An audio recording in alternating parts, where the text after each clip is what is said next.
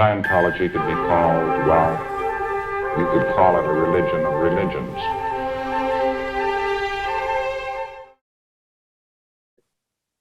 So I assume that after I posted the last thing, someone contacted you and said, "Oh, Andy Nolch is horrible."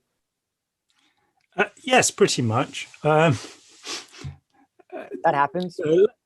Let me get into this the way I normally get into it. I'm Jon Atack. This is my guest, Andy Nolch. What happened was that we did, I don't know, about 8 hours of interviews over a very brief period of time. You approached me and said that you had been running a podcast about Scientology and that you were thinking of closing that podcast down and that you wanted me to be your final interview on the podcast because you've been reading some of my stuff. And I didn't look into your background at all.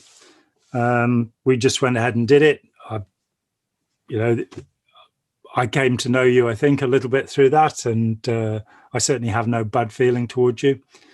And then I was contacted and I was told that you were, I was first of all asked if I knew what you'd been to prison for, which is always a good leading question, isn't it? And so I went and looked it up and I found out that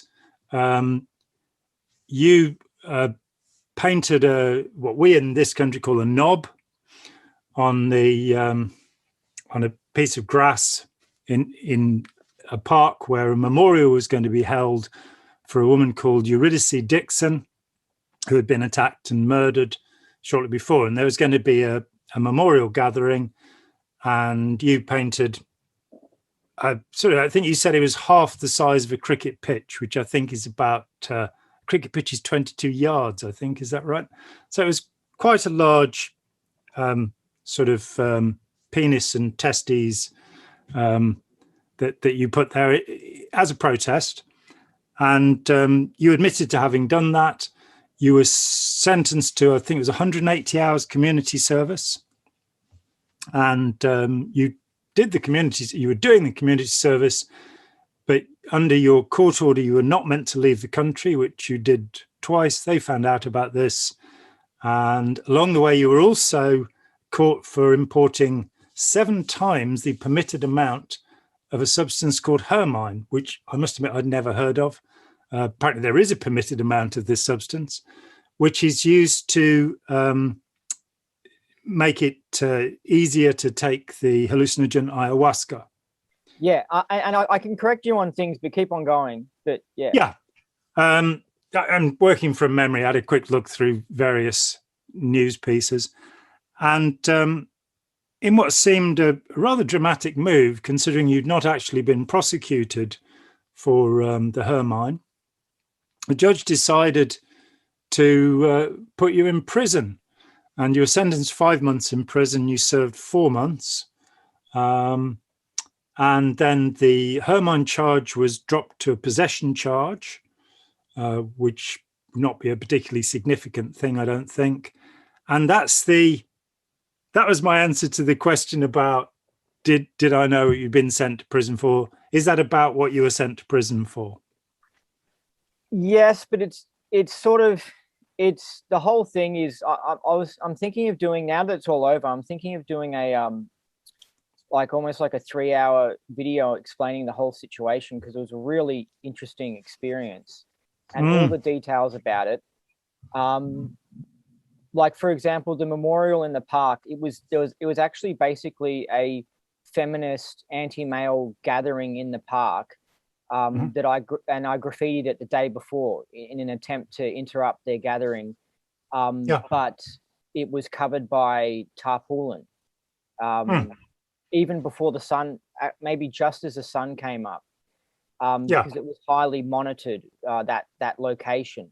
And I probably wanted to put #NotAllMales on the oval, but when I got there and how the site was monitored changed what I could do. It was the middle of the night and I couldn't just spend 3 hours marking something out. I had to do something really rushed.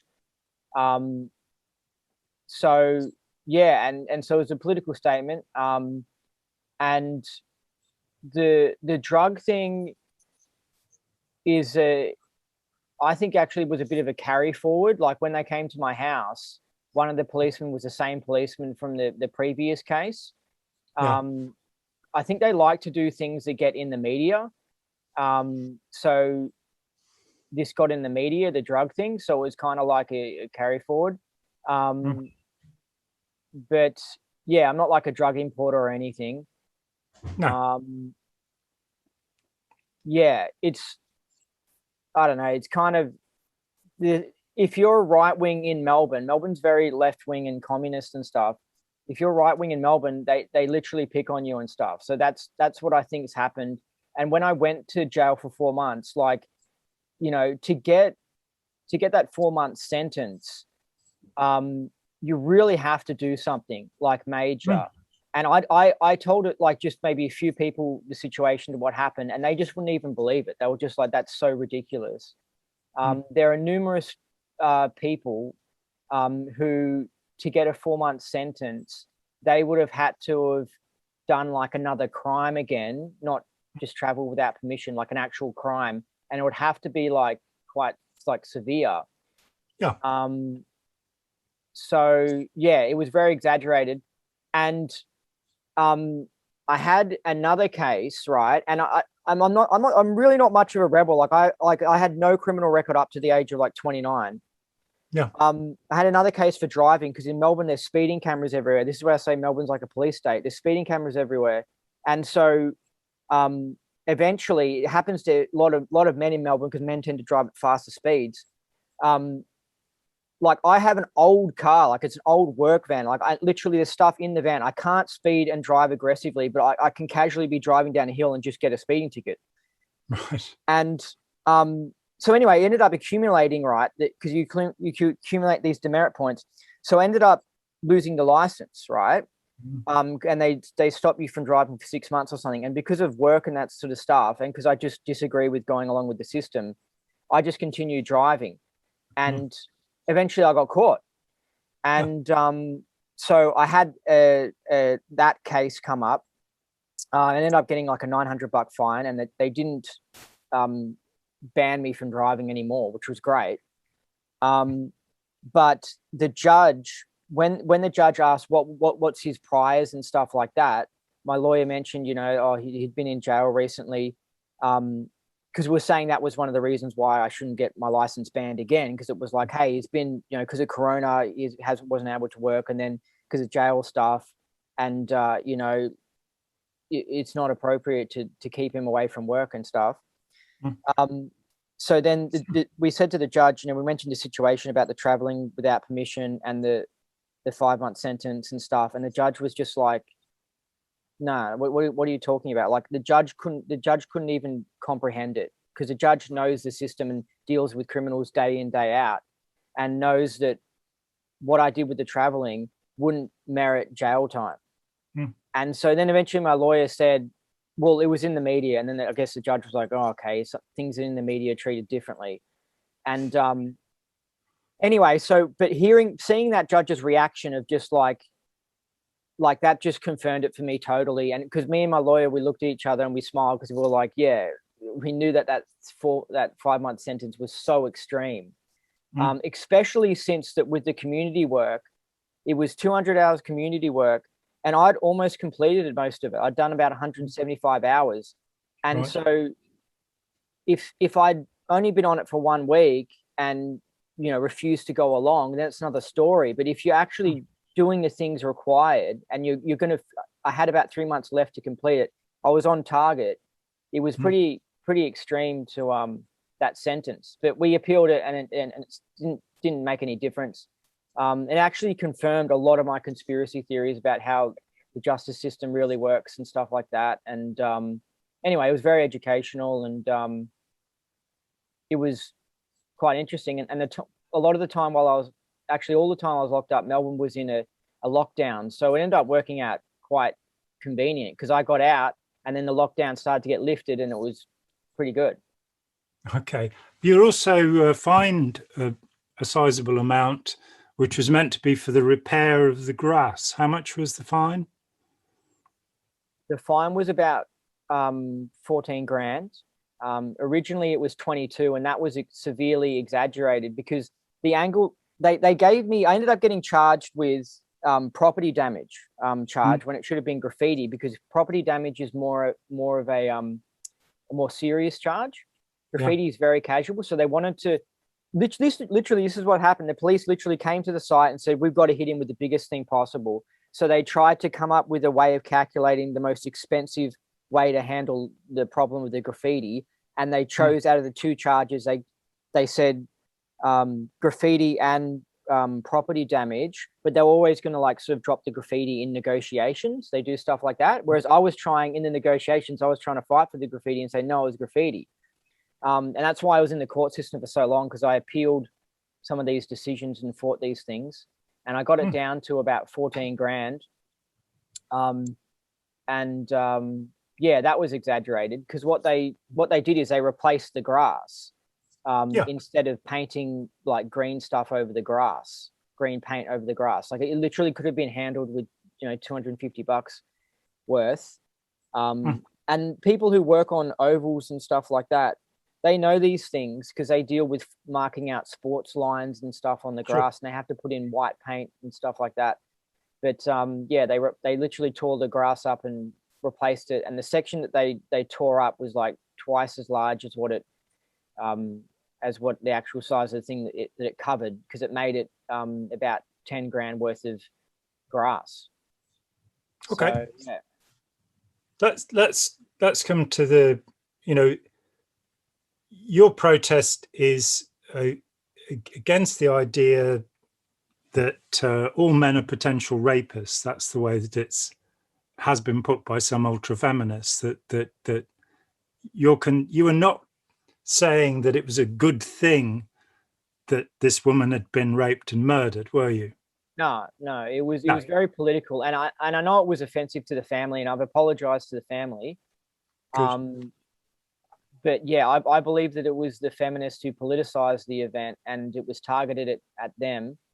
The actual memorial for her was held, I think, a week later at a cemetery. Which was the memorial on her family's behalf. Who arranged the memorial that you graffitied? Well, these were like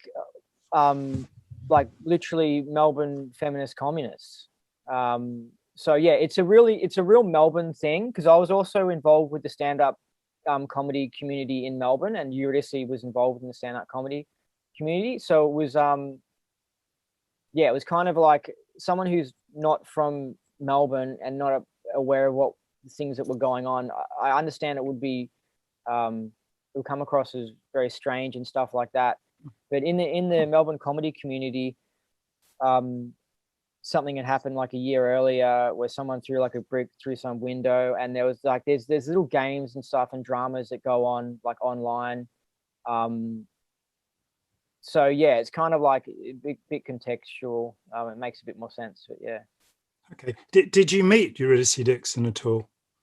I might have met her once. I definitely saw her on stage, probably once for sure. And what did you think of her performance? I'm not that into comedy. Like I was, even though I got involved with the stand-up scene, I feel it's been like taken over by leftists, and I think that it's gotten past its use-by date.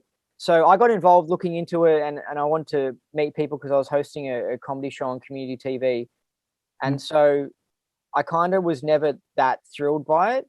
So occasionally, like I would see a stand-up that I would like, but a lot of the time I probably wasn't into people's performances and stuff. But I have seen one or two jokes of Eurydice online, and they're all right. But I didn't think she was too different to many others.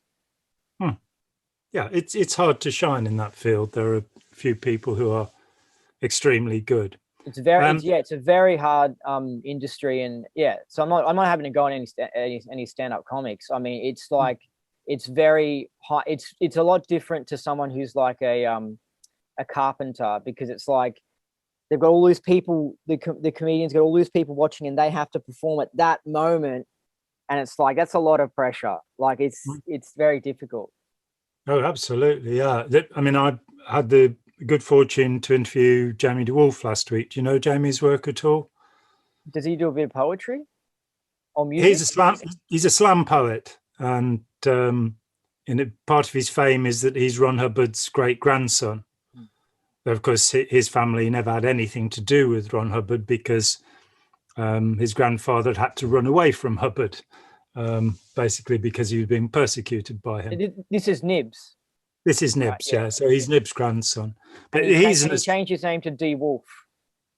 Yeah, Ron DeWolf. And Jamie, I think, grew up as Jamie Kennedy, but adopted the name DeWolf, and has been outspoken against Scientology and is a remarkable performer. He came up to Toronto in 2015 and gave 4 performances there. I bring his name forward because he shows just how good you have to be successful in that field. And Jamie is remarkably, he's remarkably powerful on stage. Exactly what you say, that of all the jobs you can do, it's one of the hardest. Yeah, no doubt. And they have to live like out of a suitcase when they're traveling around, and it's high pressure industry. Okay, so the next 2 things that were said about you by my correspondent, who's a good friend of mine, by the way, was that you were a neo-Nazi and a misogynist. Now, let's start with neo-Nazi first. A Nazi is somebody who is anti-democratic. Are you against the idea of people voting for their representatives? That's a good question. I'm pro Switzerland's version of democracy, which I believe they actually get to have a say in things. I think that the democracies we live in are fake democracies, and we actually don't really have a say. And I believe that most things are rigged and stuff, and that we're heavily manipulated by the media. And so when politicians are like, yes, go Australia or England, we're pro-democracy, I think it's like kind of rubbish, really. I don't agree with that. Yeah, I tend to agree with you that the Swiss system is a better system than elsewhere, but I wouldn't describe it as a right-wing system. It's a democratic system. It's the idea, by having the cantons of Switzerland, as a federation, that and having referenda, in fact, it could actually be called quite left-wing because it's asking the people to contribute politically. I'd also say that my view of most of the countries, including my own and the US, that call themselves democracies, is that they are to some extent plutocracies, that people who have a lot of money are able to lobby and get their projects done. Whereas, I'm neither left nor right wing. I believe that we need a better form of democracy. But I think it does seem a little unfair calling you a neo-Nazi, as certainly nothing from our conversations together leads me to do you think Hitler was a great man? You know what I mean? Are you a big fan of Hitler? Well, look, here's the thing. There is some truth to this statement, though, because what happened is that online I have mentioned, right, because as the years have gone on, I've been studying things more and more and more, and I found out that since before the beginning of World War II, there's been heaps of anti-Hitler and anti-German propaganda. And so us in the West, we've just been heavily propagandized for all pro-Western stuff and anti-German stuff. Like we dropped the bombs on Japan, which I think was atrocious.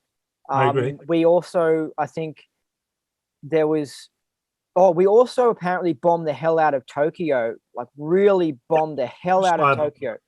Yeah, you've heard that as well? Yeah. Yep. Like, I mean, full on, I didn't realize how much we'd wrecked Tokyo.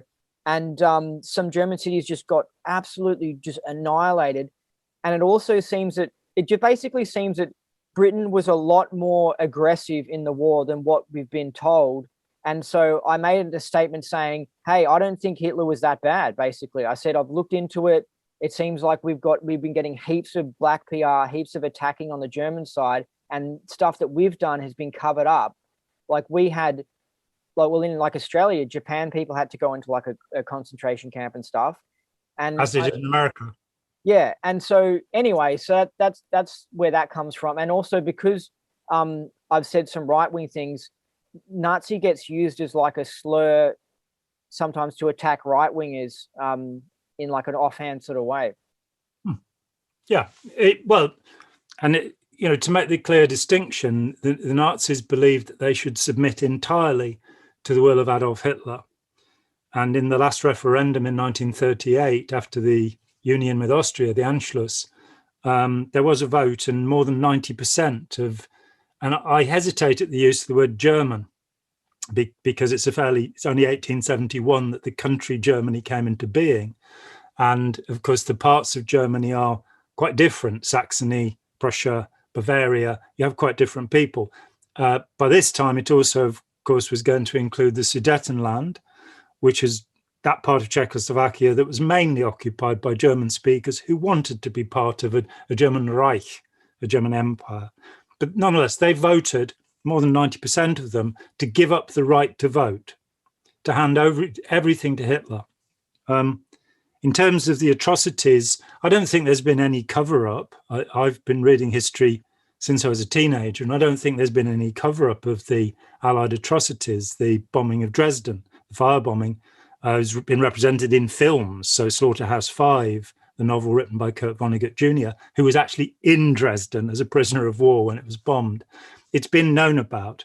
When a memorial was put up to Bomber Harris, who led Bomber Command in this country about 20 years ago, there were massive protests in this country against memorializing a man who had ordered the bombing of civilians. So I don't think there's any need for a conspiracy.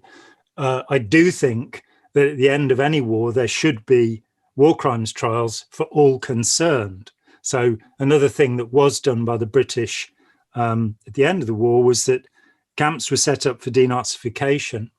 And the one in Germany, Wilton Park, was the one in the UK where debate was used to try and get people out of their fascistic views. But in Germany, torture was used by the British military. So that doesn't really make Hitler a good person. The fact that a war that was most definitely started by the invasion of Poland, which happened, of course, from one end by the Germans and the other end by the Soviet Union, doesn't. Yeah. There was like two sides to it. Like the communists were invading Poland and stuff like that. But I just feel like we don't get the full sort of story of all the things that were going on. It's kind of like a boyfriend and girlfriend have a breakup, and then one of them rushes off and is really upset with the other one, and they tell their friend the whole one side of it. And then we sort of get this idea of like the other guy being like a real big monster. And like there's more to the story and stuff. And I just think it's a bit one-sided, that's all. It certainly, in the way it's taught in school, it's oversimplified, but there are texts. It's very available. For example, The Wages of Guilt is a book that talks about, and that again has been around for 20 years, that talks about the damage on both sides. And some of the more interesting statistics are to do with the treatment of prisoners of war. That less than 1% of prisoners of war held in Britain died while they were being held. Something like 50% of prisoners of war who were held by the Japanese died. So the treatment, and that's the treatment of civilians as well. So certainly in terms of, the behavior, and again with the Germans, do you deny the Holocaust? Do you accept the Holocaust? I think the Holocaust was severely exaggerated as an excuse to set up Israel as a country. And also I'm suspicious. Well, what was the interest in setting up Israel as a country? Obviously, Britain, there were terrorist attacks upon the British until the British eventually said, we don't want to do this anymore. What was the benefit of setting up Israel as a country? I don't understand that. Well, I think Zionists want their home country or something like that. And I'm also suspicious that even before the war, some of the Russian pogroms were actually intentional as an excuse to force refugees to go down to Israel or something like that. That's just like a little conspiracy theory I had, but I was suspicious of that. And I just recently heard Jim Mars in a book mention that. I don't know who said that, where he got that from, but I thought, yeah, I was suspicious about those pogroms that was being used as a way to mass move people, Jewish people, back to the home country, Israel, to help set up a country there. But yeah, I don't know. I guess they just want to have their own home country. Yeah, that's true. It's a subject I've researched in some depth and written about, because I was asked to write a chapter for a book called Anti-Semitism and Psychiatry, along with Steve Hassan. And I sort of stopped at the term anti-Semitism, and I wanted to understand more deeply what that might mean. Quite a lot of my friends are Jewish, and I long ago came across Arthur Koestler's 13th Tribe, 35 years ago, where Koestler says actually probably most of the people who emigrated to what is now Israel, to Palestine, had no ancestors there. They're the ancestors of people who were the Khazars, who found themselves in the 9th century caught between Islam and Christianity, and the whole kingdom converted to Judaism. This is a historical fact. Yeah, I heard that, yeah. And so I looked into this. I've got a very good book by a guy called Shlomo Sand. He's a professor at Tel Aviv University. This is his book, The Invention of the Jewish People. And he puts together, there is no such people. The Jews are not a genetically coherent group of people. They're not a religiously coherent group of people. The people we call Orthodox Jews date their practices only back to the 17th century, the ones with the hair and the hats and all of that. And there are Reformed Jews and all sorts of sects. The idea of Zionism started in the 17th century, quite early on in the 1620s, and it was not a Jewish movement.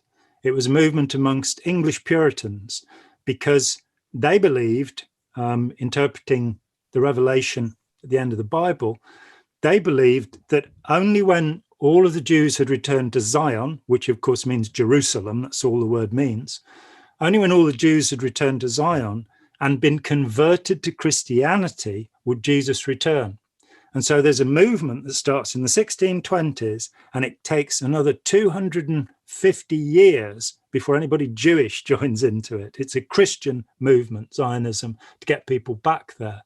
This is quite profound. Have you heard of Ord Wingate? No. He's well known for the group called the Chindits in Burma, that during World War II, he led a force into the Burmese jungle to fight against the Japanese. And what he did before that, which I only found out in the last year, there are lots of streets apparently in Israel called Wingate Street, named after this man, because in the 1930s, he was sent in by the British government to do something about the Jewish question in Palestine. Of course, at this time, Palestine has been severed from the Ottoman Empire in 1918. Promises were made to the Arabs by Lawrence of Arabia, T.E. Lawrence, that they would have sovereignty. But in 1917, you have the Balfour Declaration, which says there will be a home state within Palestine for the Jews. It's declared by the British government, but then nothing very much is done about it. Wingate is sent out there, and he actually trains Jewish settlers in how to fight terrorist activities against the local Arabs.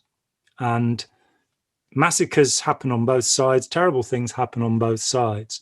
What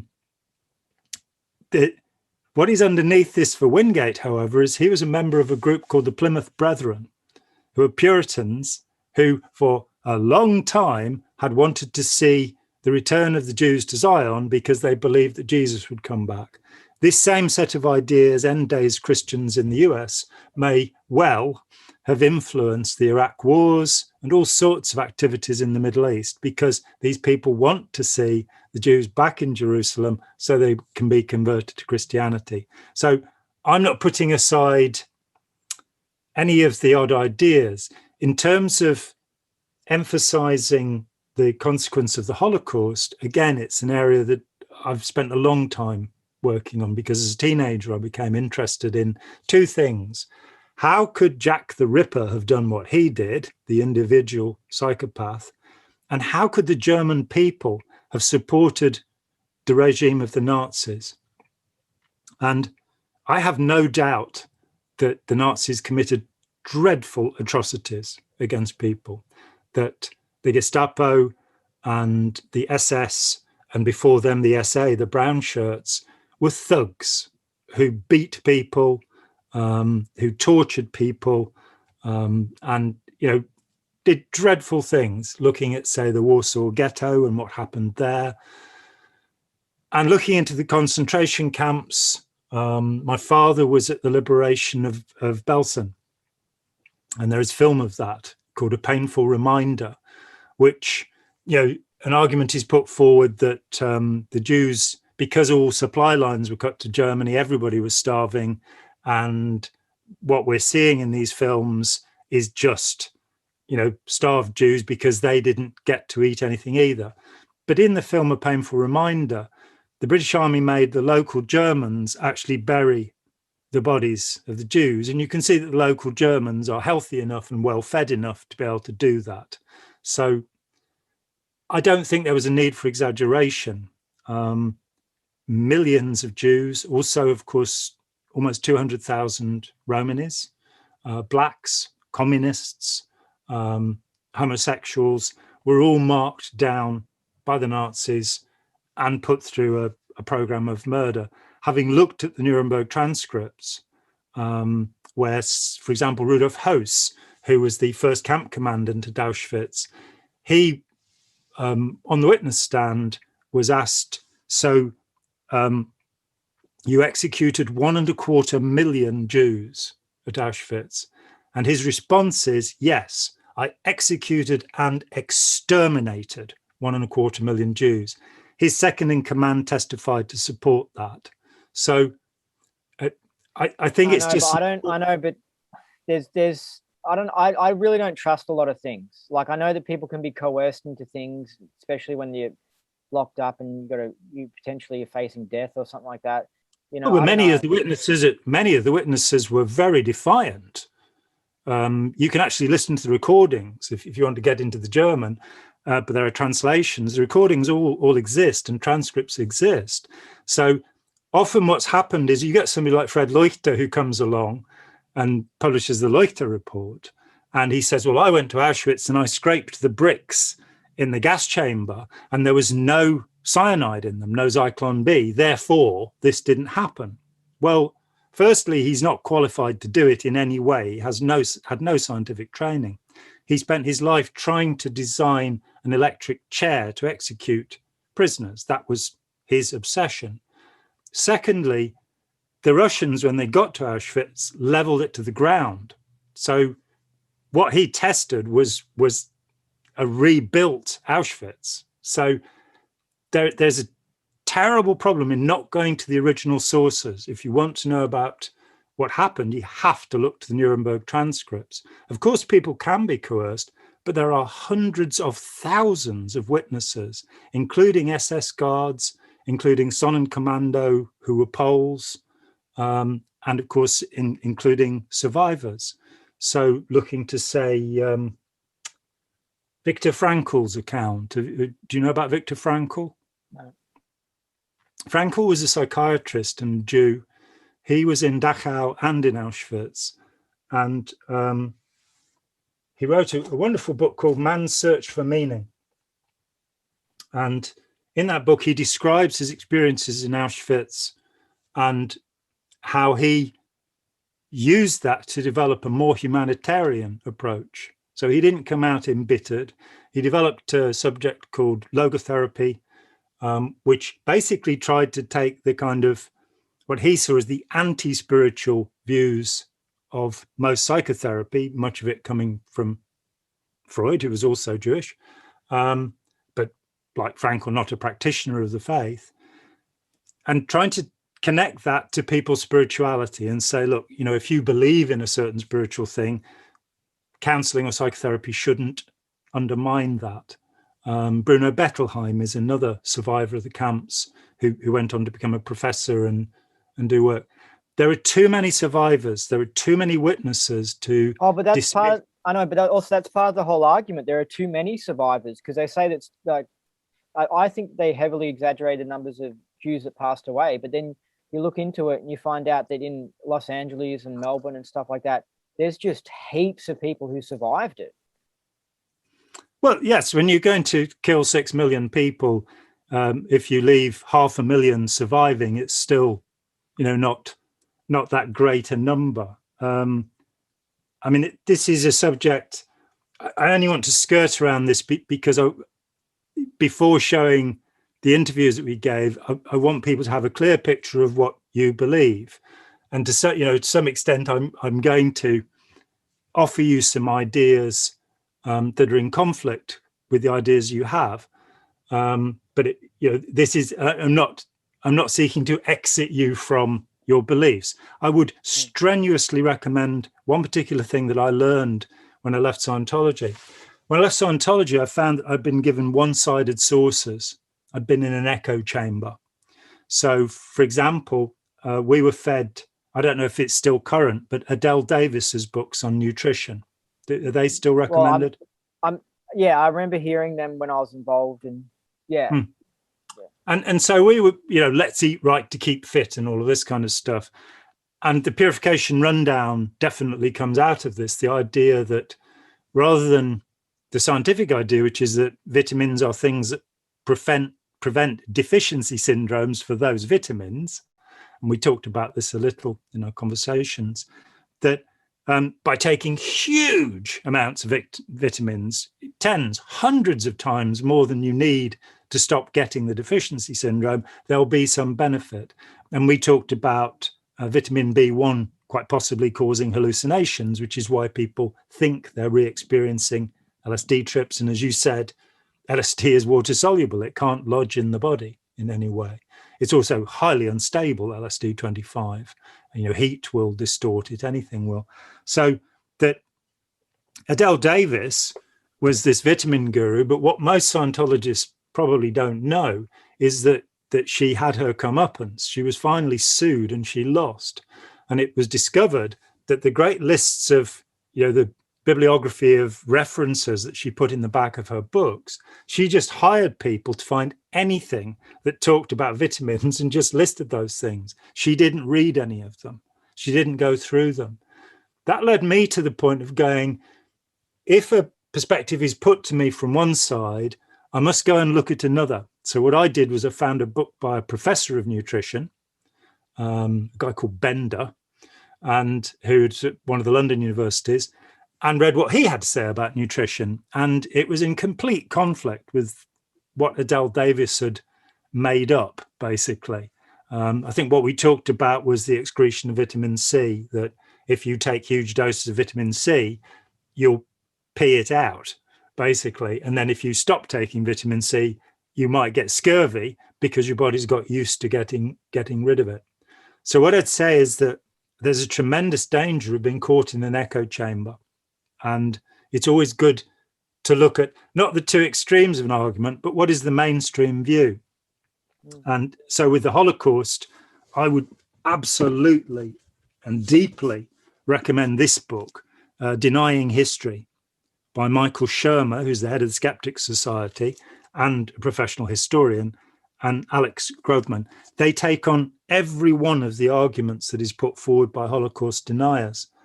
Do they cover is there other topics as well they cover? No, it is simply the Holocaust.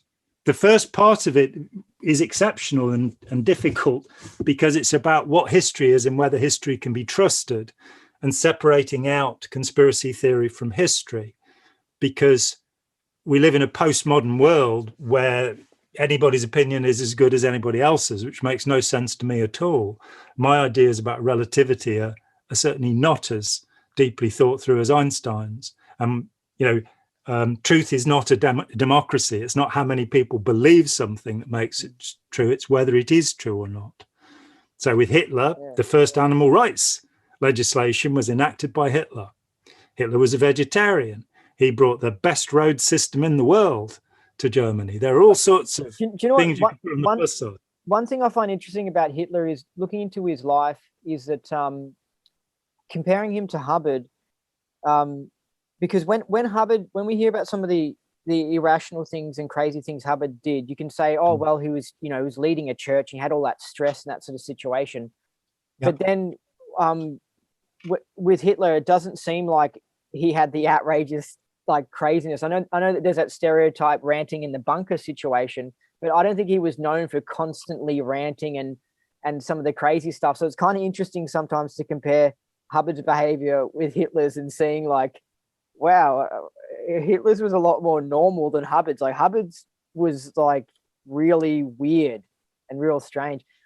Also, when I was involved with the church, one thing when I left that was really interesting was that I hadn't fact-checked anything to do with the Narconon program. And I remember hearing information on the internet about Narconon being not effective and stuff like that. And I remember thinking, oh, this is kind of embarrassing.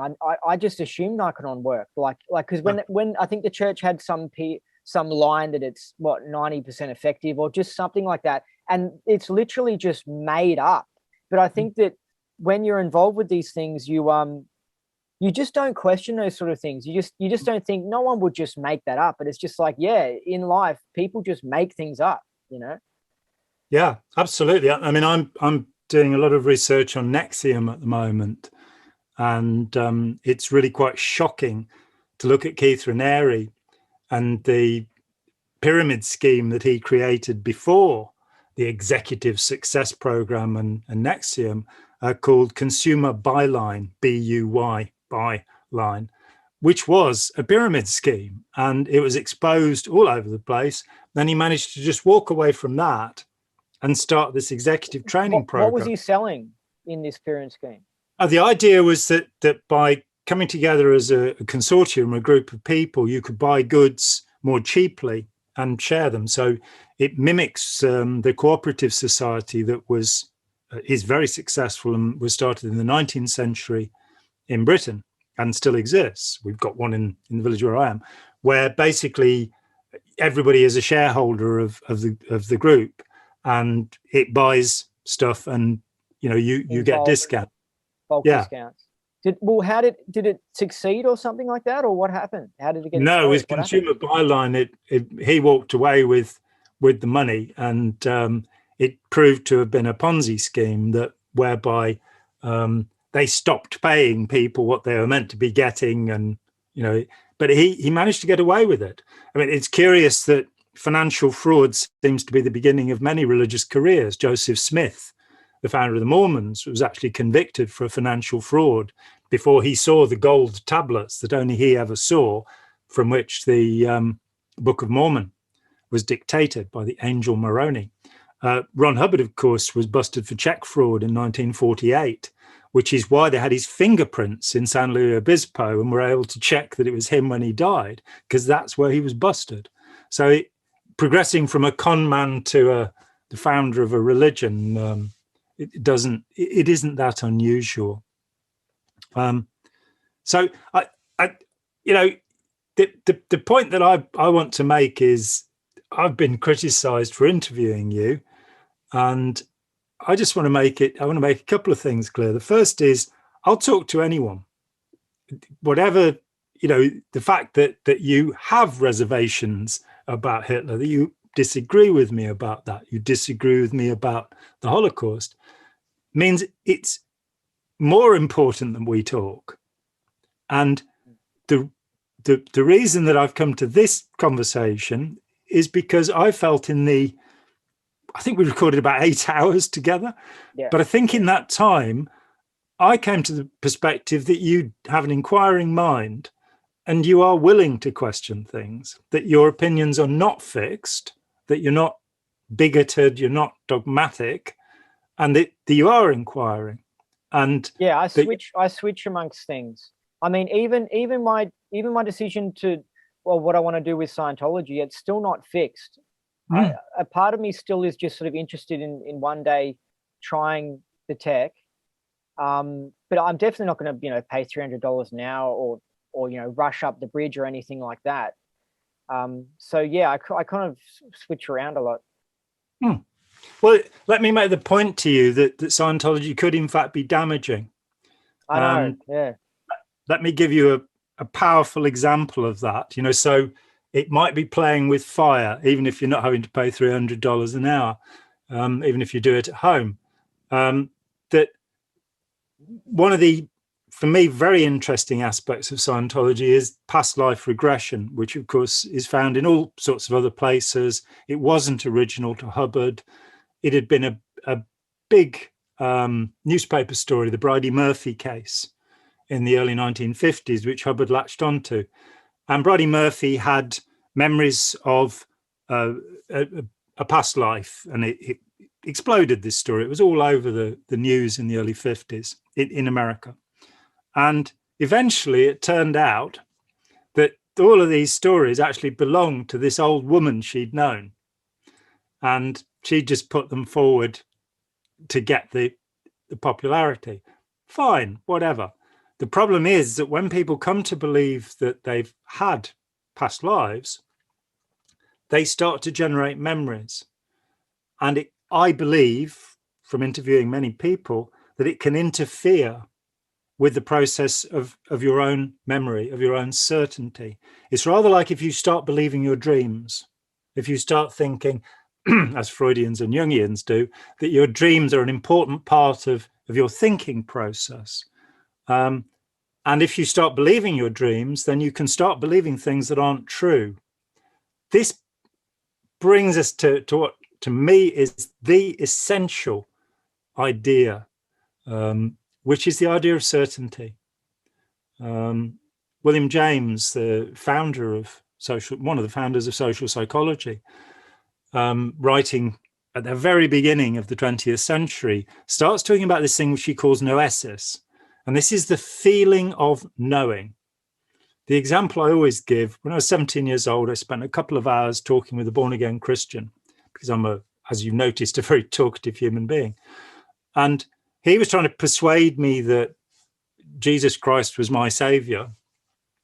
And I was not convinced. And I just happened to have recently reread the Gospels. So I was quoting stuff back at him in a probably very annoying and irritating way, but, in a friendly way.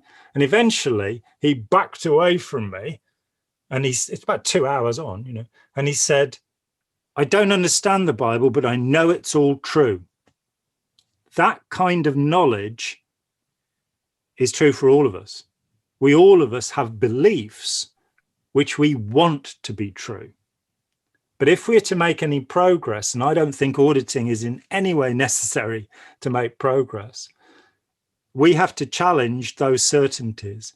We have to say, is what I believe really based on evidence, or is it based on belief? And in the... Yeah.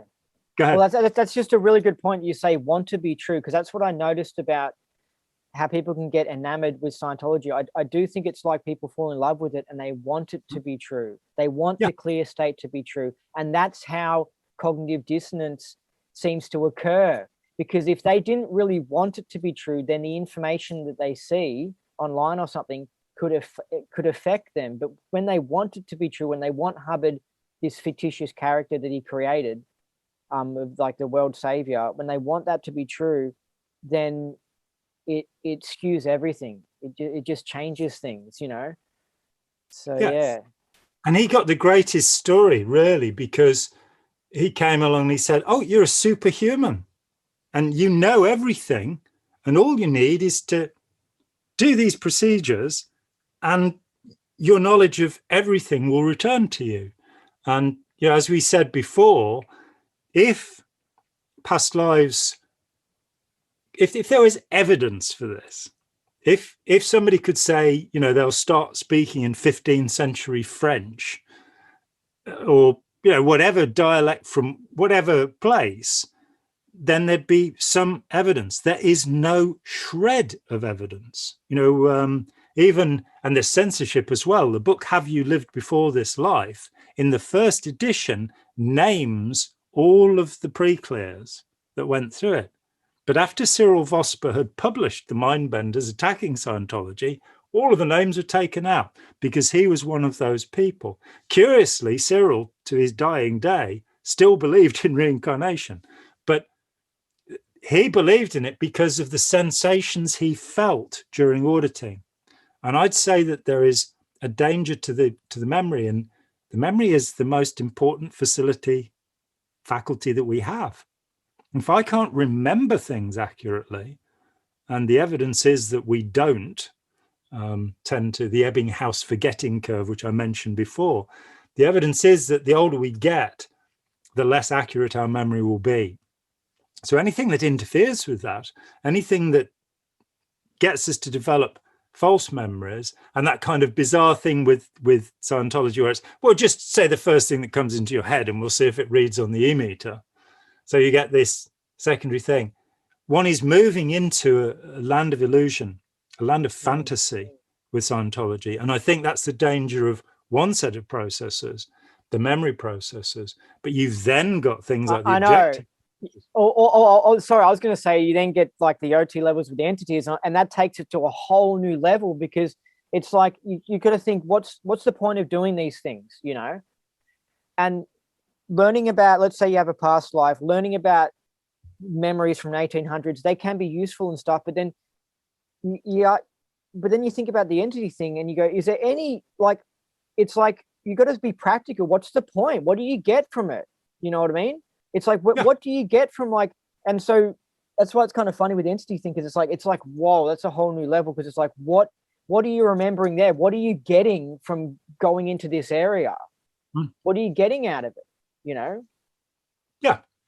And what you're getting, and as Hubbard, in his dying days, when he talked with Serge Fouth, and you can find some of that in Lawrence Wright's book, Going Clear, that Hubbard started coming apart, believing he was made up of all of these little beings. And I think for me, one of the great things as I kind of decompressed from Scientology, because I was a thorough believer, and I was had more commendations than KRs in my ethics file. I only had a couple of KRs in 9 years. So, I was considered an ethical, good Scientologist. Never done a PTS rundown, never been forced to do an OW write-up, none of that stuff. I believed. But one of the things I found very difficult was this sense of having been split into body, mind, Thetan, and the rejection of the mind, the rejection of the brain, the rejection of the body. And what I came to believe was that in this moment, I am a unity of those things. It may or may not be, when this physical self dies, that something persists. I personally don't care. I'm old enough that it's of no concern to me whatsoever. But in this moment, I am a unity. And what tends to happen, and it's bound to make people anxious, is that they believe they're divided into these entities and this mind that's doing this one thing, this reactive mind, this analytical mind, all of these forces, which are a fantasy and which will inhibit one's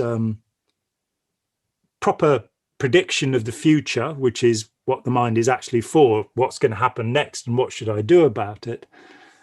And also throw people back into the past. We talked a little bit about debriefs and the evidence that came up in the 1990s that probably focusing on trauma all the time does nothing to remove it. The incident will always get more solid. It won't actually be relieved. The essential thing for me with Scientology, though, is the cognition plus very good indicators. Nearly every auditing session is meant to end with these two things. My suspicion is of the very good indicators, the floating needle state, because that state is a state of euphoria. It's a state where one's intelligence is minimized because of one's flood of serotonin, one's sense of happiness.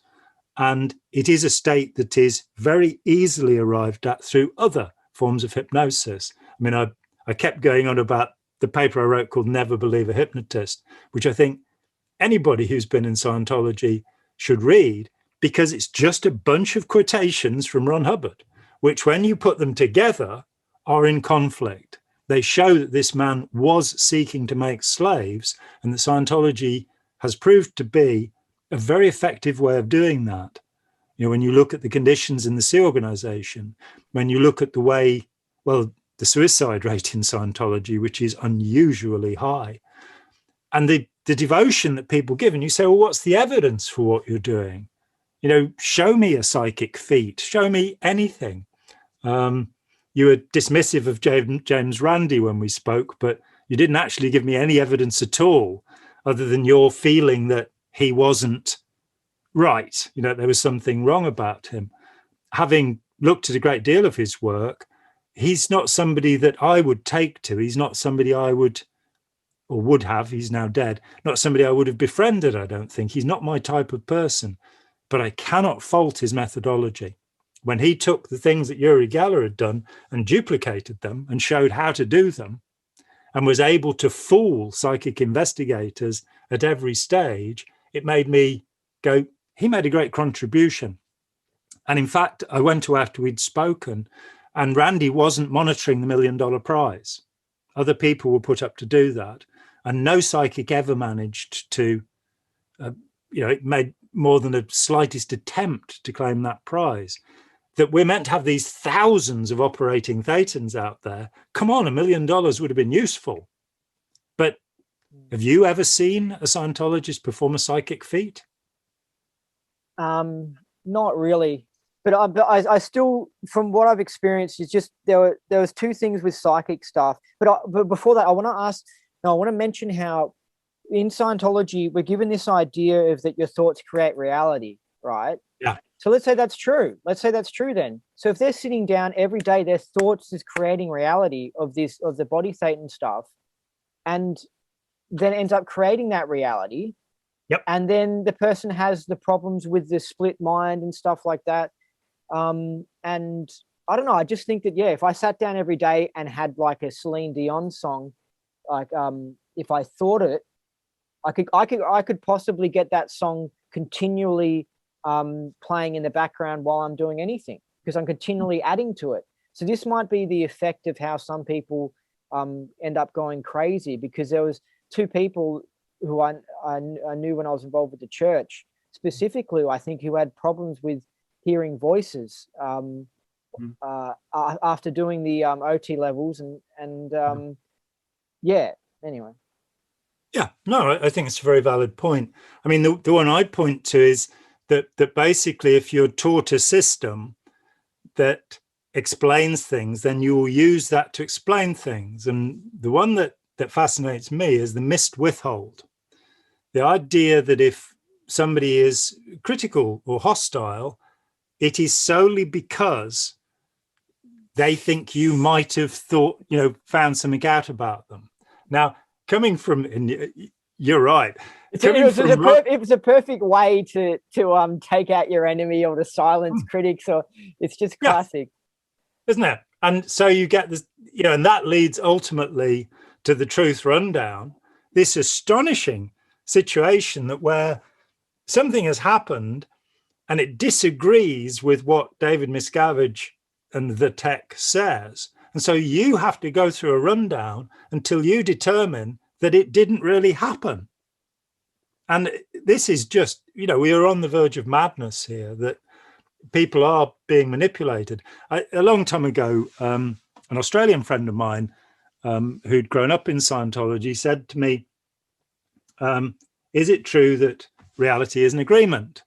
And my answer is very straightforward. It is, if you're the hypnotist. But to the rest of us, I'm afraid, no, the world is out there, whether I believe it's out there or not. And, it's going to, the rules of physics are going to apply, whether I believe they apply or not.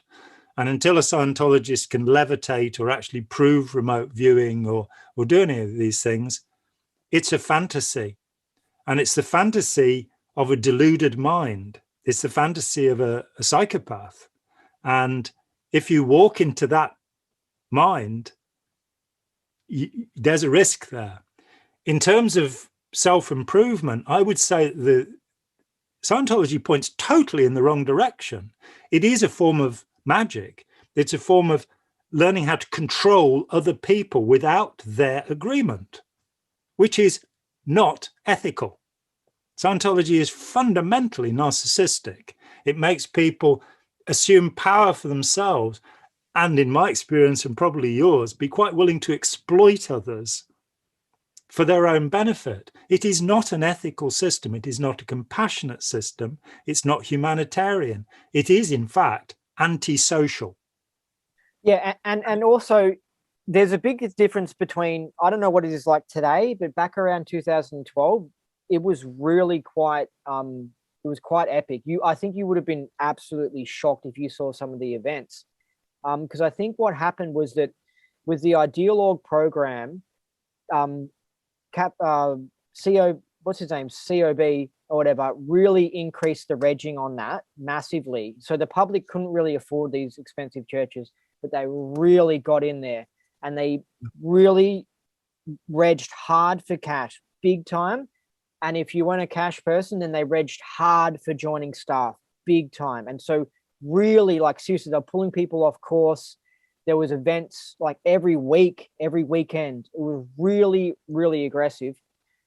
But then when the Ideologue opened up, the events continued with the regging for money, but it was for the IAS. And that was, and when I saw that, I was like, whoa, hold on a second. You've just drained the Melbourne public, basically. You've drained them.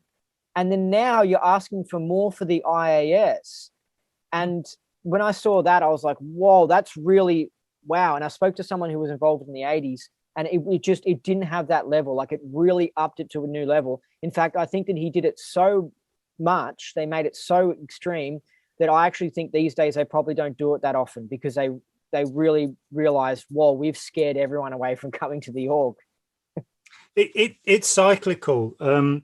It happened in 1974 in the UK in the Battle of Britain, when Alex Sibersky, commonly known as Berserksky, came and made people write postulate checks. So you wrote a check saying that next month you'd give them £500. About half the membership left. So when I arrived 5-6 months later, we were back into a mellow period. Then it will build up again, and it will happen again.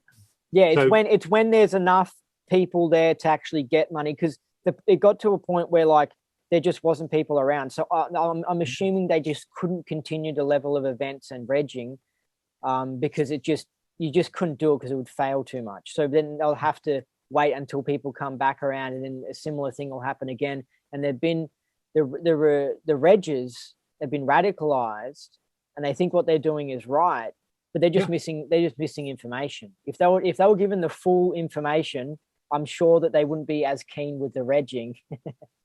Well, you also have this thing that registrars or salespeople in Scientology are paid a 2% commission.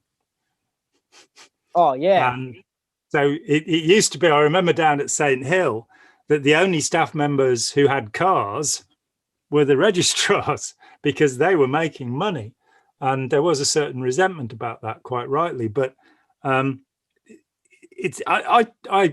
talked with a guy a few years ago, and he told me that he'd borrowed £35,000, which would be somewhere around about 50,000 Australian dollars, I should think. And this was to go towards one of these new ideologues. And in return, he was guaranteed for all eternity a car parking space at this organization. This man left Scientology disillusioned. And when I talked with him and said, you could get your money back, people have got their money back, he didn't dare come up against them. And he told me that he would be working for the rest of his life, which would be another 30 years of working life, to pay off the debts that he had accumulated by being in Scientology. So, there is that desperately dangerous part to it. But there is a significant conundrum here. How could it be that a narcissistic psychopath developed a way to help people? And when we look at the individual aspects of Scientology, and it's why I, again, keep pushing never believe a hypnotist, because Hubbard explains how you control people, and then the tech does what he's explained. It is not a way of liberating people. It's not a way of making relationships better. It's a way of destroying relationships. It's not a way of increasing affinity and friendship. It's a way of focusing people on making money. Remember the governing policy, the policy letter called governing policy. Governing policy of Scientology is make money, make more money, make others produce so as to make even more money. Making money is the function of Scientology. And that money, when I heard about Hubbard, I talked with people who smuggled money for Hubbard and took it out of his Swiss bank account and, had to cross borders with it illegally. And at the end of his life, living in his little trailer, because he kept changing his mind about what his house should look like. He wanted it Mexican one week, he wanted it Japanese the next week. And the builders kept on going in, hundreds of thousands of dollars being spent to create the new look that Ron wanted, while he lived in a trailer. That trailer was lined with briefcases. Each of those briefcases contained $100,000 in cash. Meanwhile, the organization members don't have toilet paper. So the thought that a man with this kind of mind would be, benefiting humanity with a technology that would create salvation, no, it's just not possible. And I think it's like suggesting that Hitler was really trying to liberate the Jews. That was the real plan behind what he did, and it just went a little bit wrong. I think it's strange the normal sleep schedule. Like, I don't know. I just feel like if I was running a cult, I would have normal sleep schedules. I'll provide better quality food. I'll do certain things but it seems like he's sort of shooting himself in the foot. He's causing himself his own problems. But if he was crazy, then that's what you expect from a crazy person. And we talked about the complexity of his craziness. He was an exploiter. His whole life, right from being a child, he exploited people, and he made up wild stories. I mean, when Russell Miller went and interviewed Hubbard's aunt, Margaret Roberts, and because he grew up in the house till he was 12 with his aunts and his mother, didn't see that much of his father, and the house was presided over by Lafayette Waterbury, who was a veterinarian, and owned a quarter of Montana, according to Oren Hubbard, which was in fact 120 acres, but let's not worry about numbers. There's about 9 million acres in Montana. But he keeps on telling the story about being a blood brother of the Blackfoot Pekuni Indians. One place he's 2 when this happens. Imagine being a full-blooded brave of a Native American tribe at the age of 2. I mean, this is quite something. Another story, he's 4. Another, he's 6. Margaret Roberts, when asked about this, and he's in the same house as her pretty much every day from the age of 6 months to the age of 12 years, she goes, "No, I don't know anything about the Blackfoot Indians. There are none anywhere near here." So this is a liar. This is a man who makes things up. And the biggest lie is the idea that Scientology is a beneficial counseling system. It isn't. It hasn't produced clears, releases, OTs, as we've agreed. And the benefit is that people get very good indicators. They feel euphoric. They get wins. And when you take those wins apart, you start getting into craziness.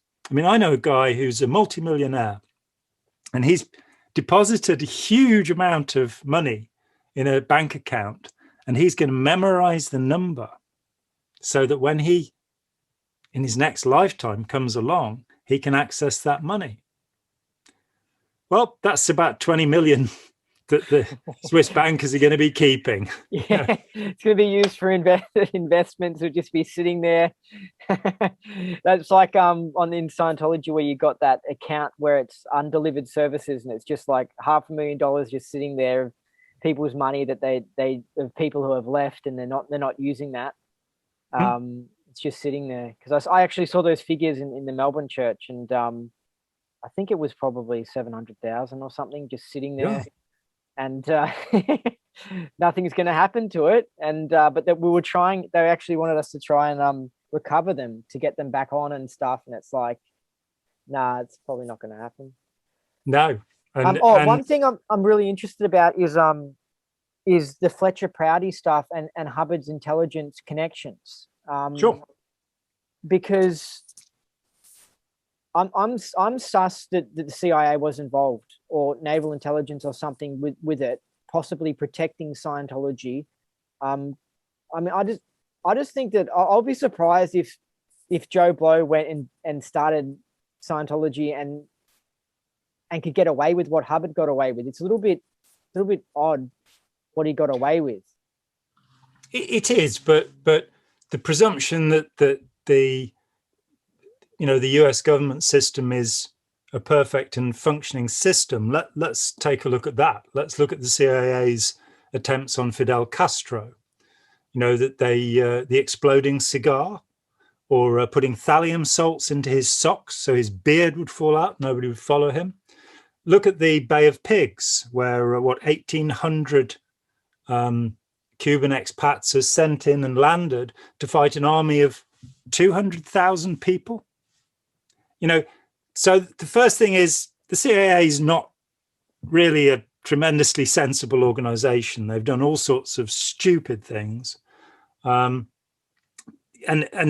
so expecting them to set up something, if you get into the stories about MK Ultra, my favorite is about the guy who they set up experiments and to see what LSD did to people. LSD, of course, leaked into the world through the CIA, giving it to people like Ken Kesey and students in the early 60s in the US, when it was perfectly legal.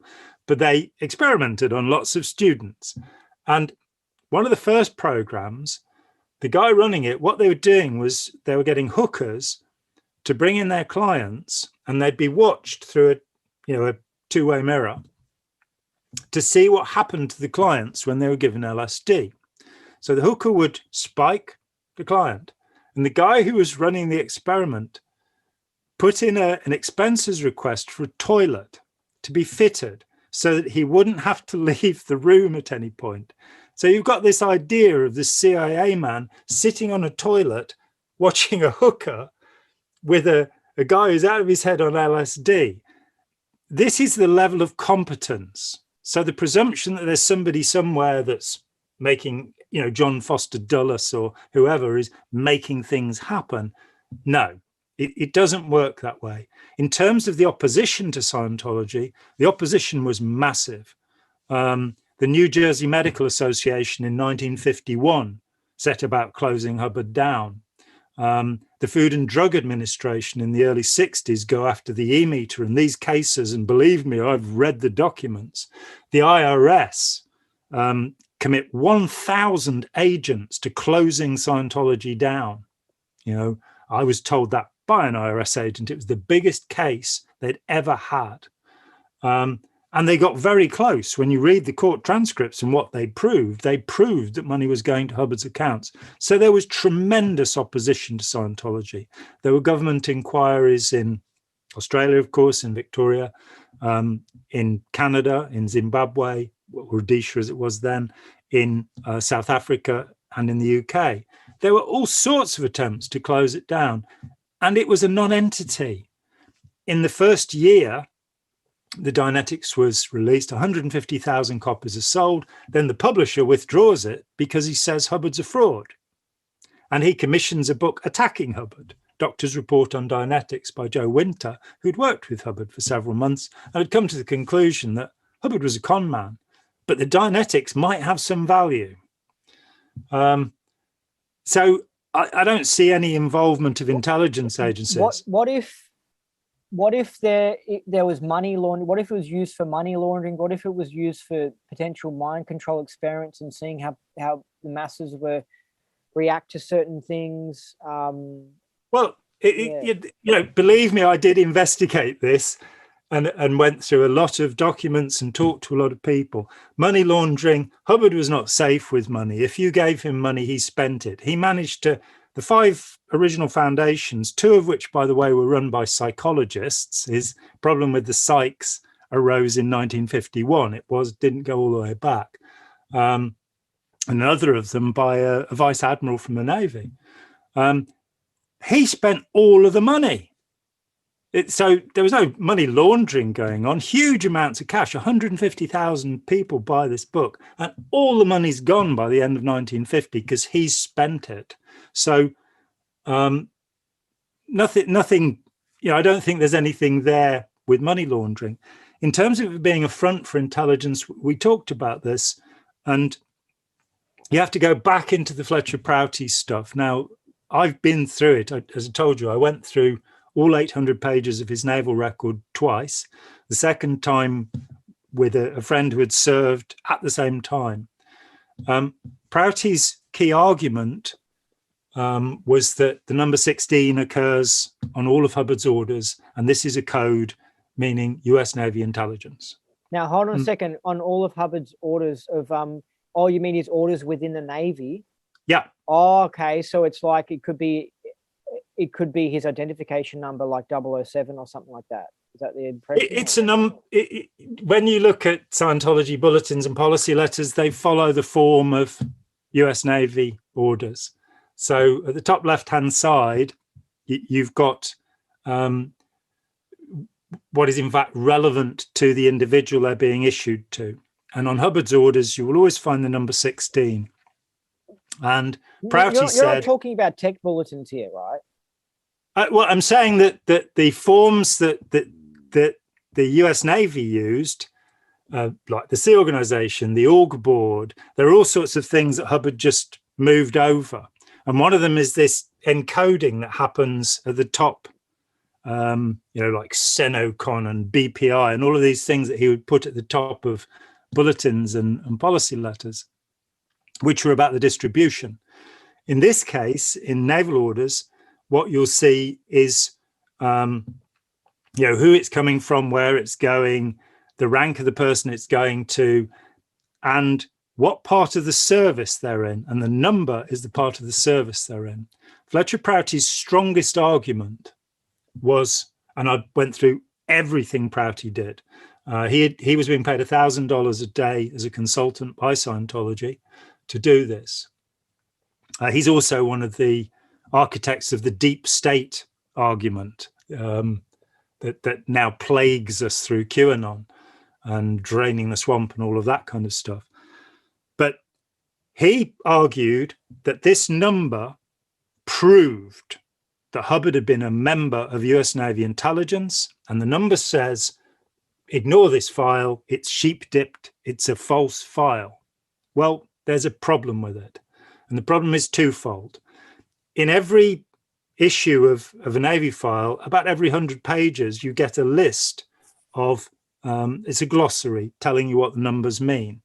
The number 16 means US Navy Reserve. It means somebody who enlisted before the war started and was put on the reserve list so they could be called up. And Hubbard had indeed enlisted because he wanted to get a job in public relations so that he could avoid military service. That's, we've got the applications, we've got the letters he wrote. He wanted to be in PR because that would be nice and safe because he was a coward. The number 16, so that's what it says inside the Navy file itself. 16 just means he was US Navy Reserve. The guy I went through the folder with showed me his Navy records. He was served during World War II as well. And all of his orders also have the number 16 on them. He was not in US Navy intelligence. He was in the US Navy Reserve. So that confirmed that the major plank of Prouty's argument was fake. But the second point that has to be made, and I did make it when we spoke before, Russell Miller points out, if you were an honorable intelligence agent doing your work, and somebody was creating a false file just in case the Japanese could get into the filing system and look, then surely you would make a bland and friendly false file. You wouldn't have a file that's absolutely full of admonitions. What's more, when we looked at the admissions, the affirmations, Admiral Braisted is mentioned. And Braisted was the man who said that Hubbard was not fit for command in the supposedly sheep-dipped file. Why would you make up a negative file about somebody? And then we get to Thomas Moulton, who testified in 1984 at the first Armstrong case in Los Angeles. Moulton was the second in command on the ship where Hubbard fought his 55-hour action against a magnetic deposit off Cape Lookout in Oregon, of 12 miles off the Oregon coast. And he was with them on the so-called shakedown cruise, which was the only time that Hubbard commanded a vessel. When they got down to Mexico, they shelled the Los Coronados Islands, which are uninhabited, fortunately. But Mexico did protest that one of their properties had been shelled by an American ship. There is no doubt that that file is correct. We've got external witnesses, it's consistent, and it's a negative file. So his claim to be an intelligence officer is true. He was a member. He was an intelligence officer. He was not a member of US Navy intelligence. An intelligence officer in 1941-42 was somebody who worked on the recognition of enemy ships and planes and taught that to people, and who censored mail. And indeed, the record shows that after he was posted to Australia, he was posted back to the office of the cable censor. So his job was censoring letters. And then he has two brief commands. And in both of them, he is criticized for his poor behavior. He's not deemed fit for command. It's all consistent indeed with things he himself would later say. So what about there there is isn't no isn't there connection.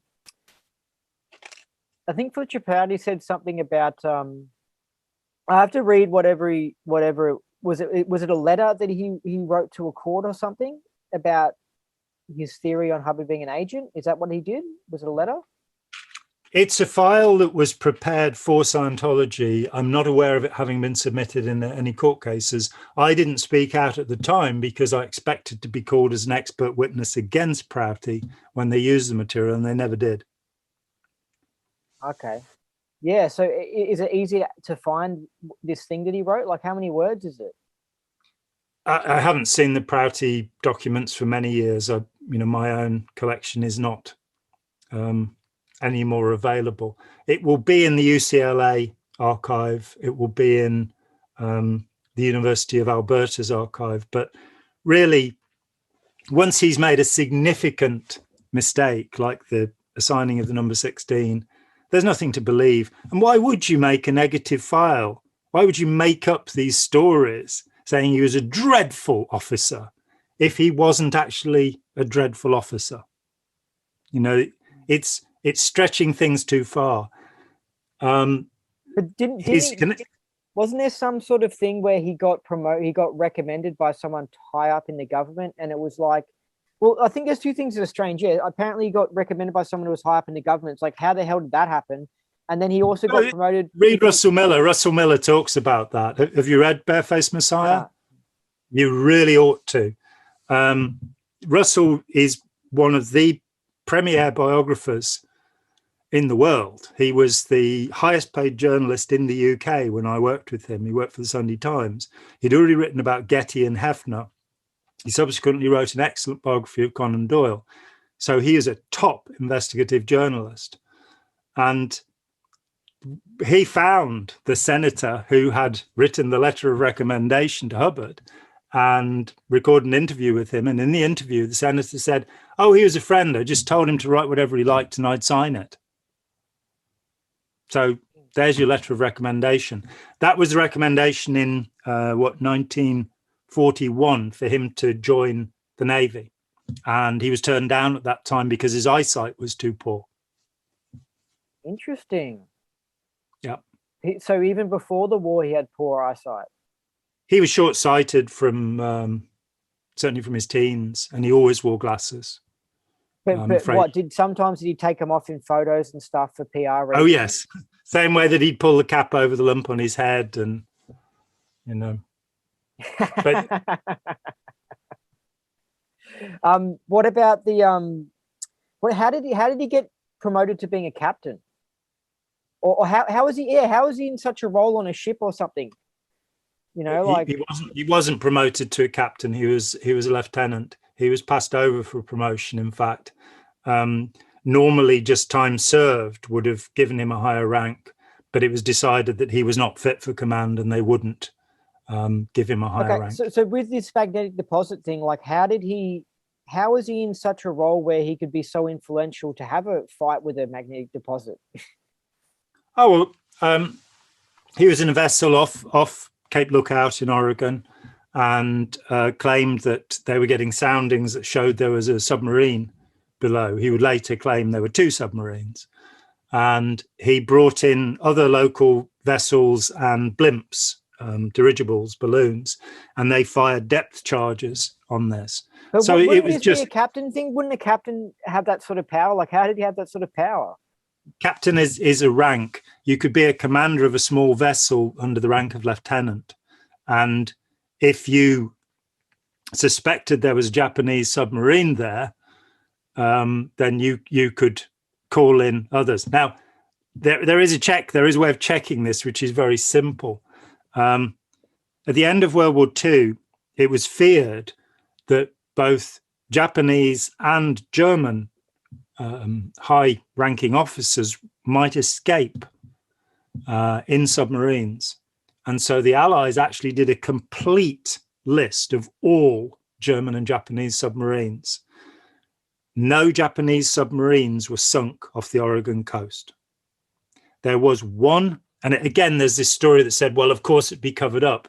No, it wouldn't. There was an attack by a submarine, a Japanese submarine on the California coast, which was reported in the newspapers. It wasn't this one. It wasn't at this time. So conspiracy theories, things that are tied together, when you dig into them, there was a complete investigation. It's all in the records. I'd absolutely recommend that anybody, before they start talking about what may and may not have been, go and get the records. You just apply Freedom of Information. You can get his Navy record. You can get his dad's Navy record, Harry Ross Hubbard. You can get his Veterans Administration record, where you'll find a letter where he is pleading for psychiatric treatment because of his mental ill health in 1947. It's all there. It's all in the records. You don't have to, this is what I'm saying about research, when you can get to a primary source. If you want to know about the Holocaust, read the Nuremberg transcripts, and read Schirmer about Nazis who later, knowing they could go to prison, confessed to what they'd done because of their consciences. Don't read Fred Leuchter. Don't read, secondary sources. Even me, take my read Let's Sell These People a Piece of Blue Sky, but check my reference notes, and do the same with Russell Miller. And you'll find when you get into the records, they are absolutely consistent. What's more, with Ron Hubbard, anybody that's into this should listen to the lecture, Introduction to Dianetics, the 23rd of September, 1950, because there Hubbard gives a remarkably truthful account of his earlier years. He admits he failed his university course. He admits he's not a nuclear physicist. There is no mention of his studies with gurus in the East. And again, you can get the original documents. Hubbard wrote journals. There are handwritten journals from his two teenage holidays in China. And it's what he wrote at the time. Scientology submitted them into court in 1984, and they were horrified when I got copies of them because they were meant to be under court seal. But, he would later claim to have studied with gurus in Tibet. He never went to Tibet. in Mongolia, there aren't any gurus in Mongolia. In India, his first visit to India was the airport in Calcutta in about 1953. And in China, he did visit China. But in the two journals, which are a complete record of every day he spent on these two holidays, the only mention of gurus is handwritten. He says, goes to a lamasery and he says, the monks had voices that sounded like bullfrogs. That's his whole observation about studying the mysteries of the East. He's a con man. There's no need to weave stories around it. The documents exist which prove he was a con man. But with the agent theory, though, they will hire con men to do stuff for them. No, they'll hire con men to do hits, but they sure as hell won't hire them as agents, because a psychopath, it's like the notion that you use psychopaths as soldiers. No, they'll frag their officers. You know, they won't follow orders. They'll do what they want to do. So no. Occasionally con men will get into such organizations, but you know, it's a pretty slim idea, isn't it? Because he was a con man, they might have hired him. The only route he had to intelligence, which we talked about before, was Robert Heinlein. And Heinlein did have top security clearance. So actually did Jack Parsons. So and what was he doing then? Because he was just a sci-fi author. So what intelligence activities was he doing? Oh, he was a high-ranking Navy officer, and because of his scientific background, he had clearance. And what was he doing though? Like I don't know. I know that he had clearance, and that's the only reason that I can think of. The first and rarely talked about mind control operation put forward by the US government was in the US Navy, and it was called Operation Bluebird. And it may well be that Heinlein mentioned this to Hubbard, but Hubbard doesn't seem to know any details of it. He talks about pain drug hypnosis being used. And by the way, the only attempt that Hubbard made to verify his engram theory, there's a report of that issued by the Los Angeles Foundation, the original foundation. I have copies of it. And Hubbard says, we used pain drug hypnosis on somebody, but they were unable to recover the engram. And that was the only scientific test that Hubbard ever tried in all of the years of Scientology. Do you think Heinlein was maybe writing sci-fi that had like a pro-Navy slant or something like that, and it was a bit of pro-Navy propaganda or anything? Or I think he was just a remarkable creative man. I don't particularly like his fiction, but Stranger in a Strange Land is a very interesting book. And he was a close friend of Hubbard's. They got on well, and I think it was Caroline Letkeman had access to Heinlein's journals, where Heinlein said that Hubbard had had sex both with Heinlein's wife and with Heinlein himself. Is Heinlein known as being a closet gay or anything? Nope. I know nothing about him. Do you think it might have been a cult, a Crowley cult follower or something, some sort of sex magic or something? I know nothing to that effect. But I believe that, whoever wants to do the next lot of research, I'm done. I found enough to prove that A, Scientology doesn't work except as Hubbard wanted it to work, to enslave people, and B, that Hubbard was severely psychiatrically ill. So I personally wouldn't follow anything he'd said. And looking at his research, things like the Purification Rundown or LSD years after they've come off LSD, or the Introspection Rundown, they're pathetic. The man was no scientist. He was no psychologist. He was just out to enslave people and abuse them for his amusement. And that continues, with under David Miscavige's rule. I was listening to something about the Illuminati or like some sort of cult, and what they did as a practice was that they would intentionally do outrageous things. So they would violate the God's commandments, like 10 commandments or whatever, and it's part of being like, I don't know, a Satanist or something. So they would engage in outrageous behavior and like sex with kids and stuff like that, because it was like it was like a religious practice, basically, of I'm rebelling against the evil God because they believed that the Old Testament God was evil, and it was like enforcing that. And it kind of made me think of, if Hubbard did do some of that molestation stuff we spoke about, it made me think this could be Hubbard's justification for it. It's literally like a spiritual practice for him. It's him saying, I'm being absolutely outrageous, I'm going totally against God, I'm breaking free of that, and then he does that weird act. I just thought of that. Sure. I mean, historically, there are different paths to illumination. Patanjali in the Yoga Sutras of about 500 AD talks about 5 paths to achieving the siddhis, the magical powers. And one of those paths is mysticism, which is the path of truth, where you try to understand the world and what happens in it. Meditation can be a form of that, so that you learn how to concentrate your attention and understand things. This is commonly known as the right-hand path, the Dexter path. Then you have the magical path. The magical path, or sinister, meaning left, the sinister path, is that you develop your own power.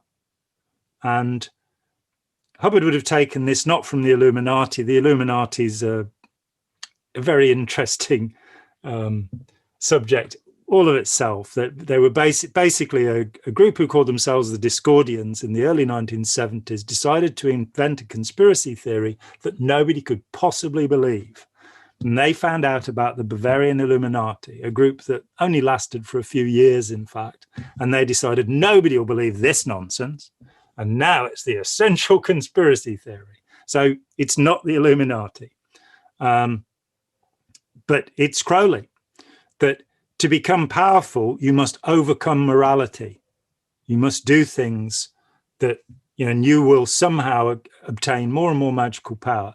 Of course, in Aleister Crowley's case, he died as a decrepit, squalid heroin addict, so it didn't work too well for him.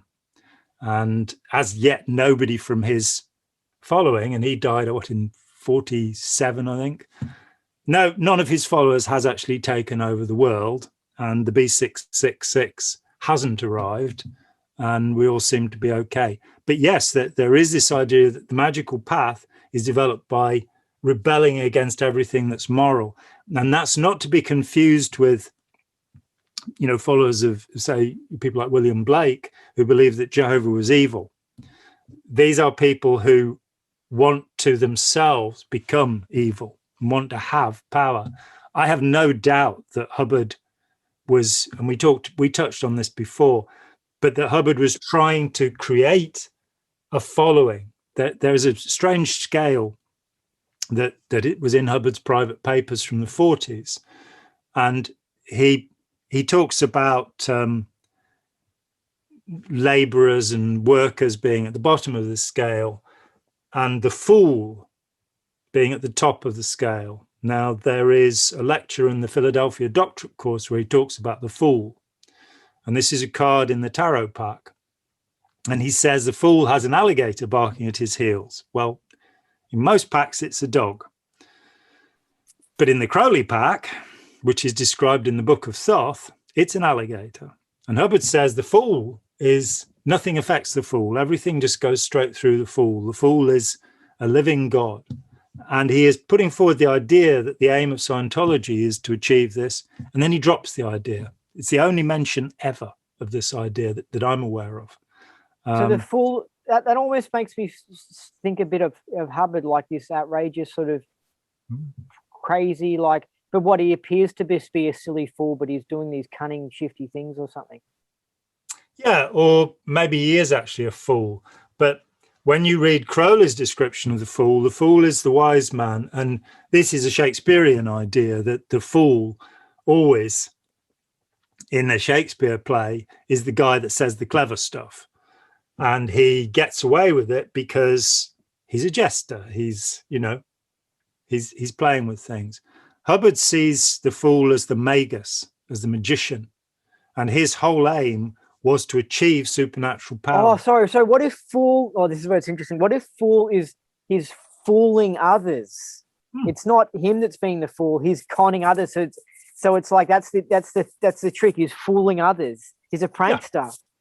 Yeah, exactly. He's a prankster. He's Loki in the Viking mythology, Coyote in the American Indian, Hare in the African stories. This is the really clever, cunning. He's a fox. He's vulpine. And this is Hubbard. This is what he seeks to be. And so it didn't work. He lived a miserable life. He was sick most of his life. He had terror stomach, which he talks about in the 50s. He couldn't develop friendships with people. He didn't like his own children. He rejected his own wife. He was sexually impotent. Is this the man you want to imitate? You know, because that's all Scientology is. It's the externalization of that mind. And by following it, you can become just like Ron. I wouldn't recommend it. I really wouldn't recommend it.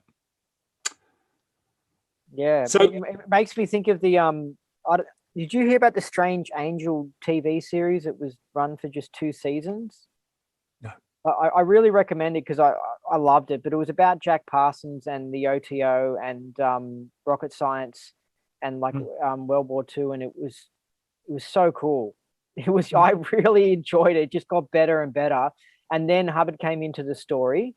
He knocked on the door, and then you just see him for 10 seconds, and then that's it. The whole series ended, and I was just like, no. It was concerning. I was just like, this was a great series, but I think that you would really like it because there's a scene. Crowley's involved in it, right?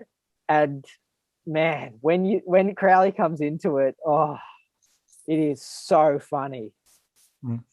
Yeah. Of course, again, there's source material. The Babylon working, you can find it. Freedom is a Two-Edged Sword is the book that Jack Parsons wrote about his experiences with Hubbard.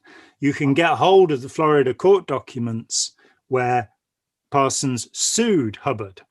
There are letters, there are all sorts of things, but I think probably we've come to a reasonable point of conclusion. I just wanted to make it clear that I'm available to talk on any subject, and I'm not part of the cancel culture because somebody disagrees with me.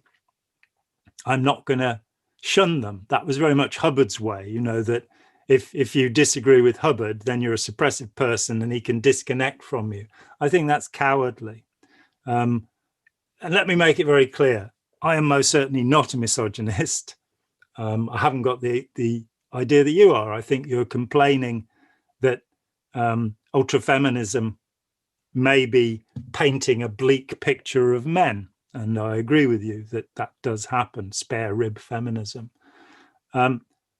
I am a Democrat. I am not right wing. I'm not left wing. I have no faith whatsoever in state control, which is advocated by communists and socialists. And I agree with you that the Swiss democratic system is better. I'm convinced from my research that the Holocaust did happen and it was every bit as bad. The claims that 6 million people died in the camps, 6 million Jews died in the camps, is not accurate. However, yay, good. Yeah, no, sorry. Yeah, I'm not a denier. Before you start rejoicing, the claims that 6 million Jews died during World War II probably is accurate.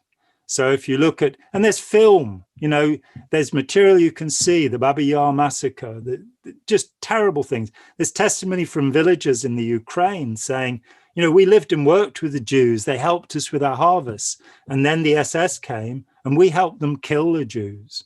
So if you want to see mind control at its worst extreme, it did happen then.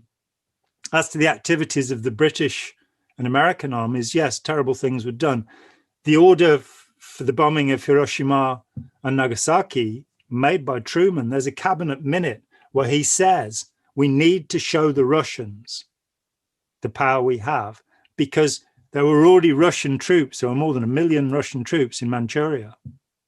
And the Japanese surrender may have been as much to do with that as it was to do with the atomic bombs. But I believe injustice should always be, and corruption should always be outed. But I think it's dangerous when you lose your individuality into an echo chamber, into a group, and not looking at source materials. So I'm hoping that, in a month or so's time, we can talk about some of these issues again. And, maybe I can suggest some reading to you. Maybe you can suggest some reading to me. I don't know. It's a bit more difficult because at the moment I'm in the middle of 2 book projects, so I have very little reading time. And we can talk a bit further about these issues and, see whether any change of heart has happened along the way. And when we last spoke, you said that you were still a 50% Scientologist. Have we reduced you down to a 40% Scientologist? I don't honestly, I don't know. I think it requires a lot of it's a lot of reading. There's a lot to get through. That's why I'm happy with my job, because I get to listen to things. But yeah, just so much reading. Yeah. Okay, well, it's been a pleasure talking with you, Andy, and I hope we talk again relatively soon. Yep. Yeah, I want to listen to I want to read more of the Fletcher Prouty stuff, because I just want to make sure about that, because I do think that the difficulty, I don't want to start a whole another thing, but I think the difficulty is that when there's an agency, a government department that's set up to hide communications with agents, communicate in a way you can never record it down, it's hidden, and then intentionally come up with fake cover stories for what that person was really doing. It's like, oh, that must be so hard to try and work out the truth about what was really going on, Well, as I say, the documents criticize Hubbard, which, if he wasn't there and wasn't doing those things, seems a ridiculous thing to do to an honorable agent. I mean, one of the other things is there are 2 notices of separation. I strenuously advise, rather than going to Fletcher Prouty, who was himself a member of the intelligence establishment, right, for many years, and whose ideas are deeply questionable and whose morality is deeply questionable, and who was being paid $1,000 a day back in the 1980s to do this stuff. How many days was he paid for? I don't know. He said in a statement that he's a hired gun. I wasn't paid anything to do my research. So what? So he was paid to research Hubbard's archive or something? He was employed by Scientology with a very narrow brief to show that Hubbard could have been, and he never comes to the conviction that he was. And he brings up this idea of sheep dipping the folder. And I would say, Prouty's like a third-hand source. Let me recommend things to you that are what Hubbard himself is saying about this. And please reread Let's Sell These People a Piece of Blue Sky and ask me questions from there, because that I can support. And read Russell Miller. Those 2 books cover, mine is the only history of Scientology, and it gives a framework in which to look at these questions. And Russell's is the only real biography of Hubbard. There's, tens of really good autobiographies of ex-members. So Russell Miller's is more Hubbard's personal life, but your one is more Hubbard's life and the whole of Scientology. Yeah, I mean, Blue Sky came first, and Russell used it as the basis for his book. I was his researcher throughout the 18 months of work. Probably about half of what's in his book comes from me, but everything is very carefully referenced. So, let's reconvene somewhere along the way when you've had chance to look at this material. I'll send you a list of the things I think are relevant, and by all means, see what you can find from Fletcher Prouty. But I don't think he's a reliable source, and I was able to refute pretty much everything he said. Can I ask you one last question? And it's a little bit funny. One last one. Is there any truth to the body double theory? Because in the Independence, there's this idea that Hubbard possibly died in 73 or disappeared in 73, and he was replaced by a fake LRH or something.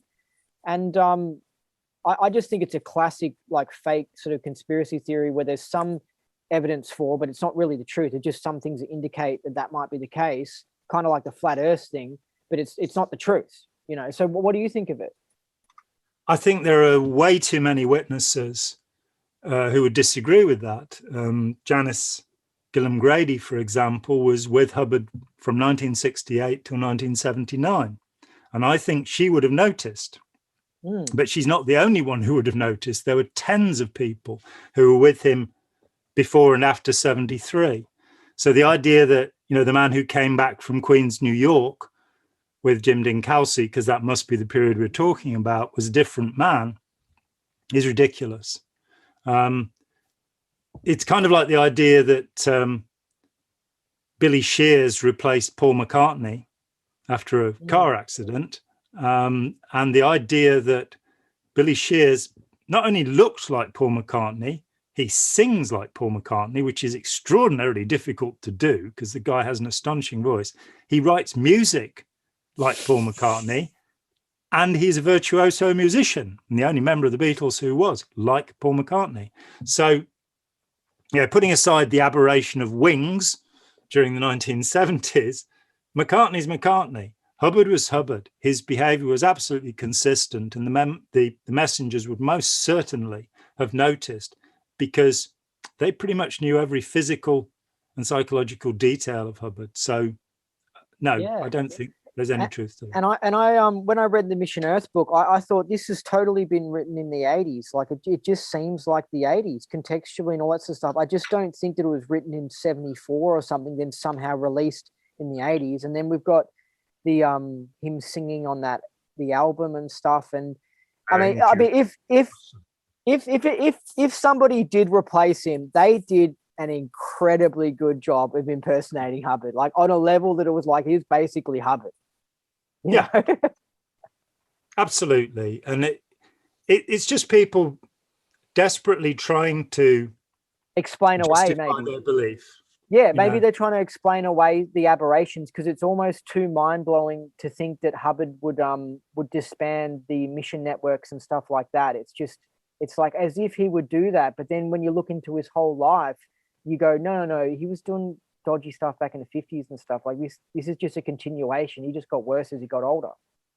Yeah, I mean, I think I said that I had an independent who approached me. He was giving a talk about harassment.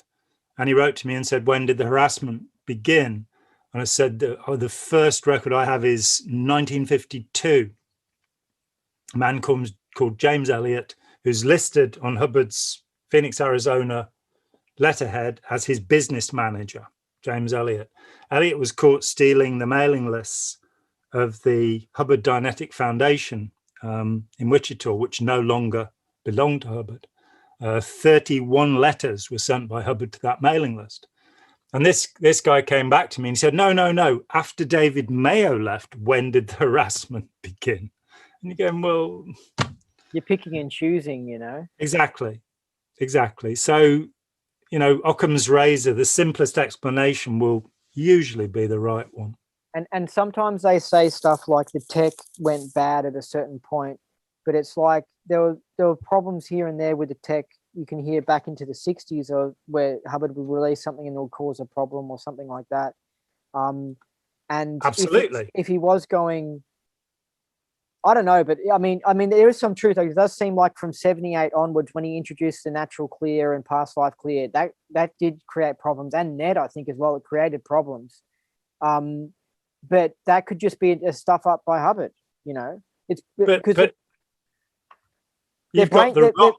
They're brainwashed. The problem is they're brainwashed in that Hubbard's always right. Hubbard's always right. So when he makes a mistake by releasing NED, when maybe the older version of Dynetics was better, someone might not be able to comprehend. So then it gets put off as being blamed on some body double or something. You know? Yeah, cognitive dissonance always functions, as Leon Festinger pointed out when he brought the idea forward in the 50s, and no idea in psychology has been tested more than cognitive dissonance, that when you believe something strongly, the more evidence is presented to you, the more strong your belief will be.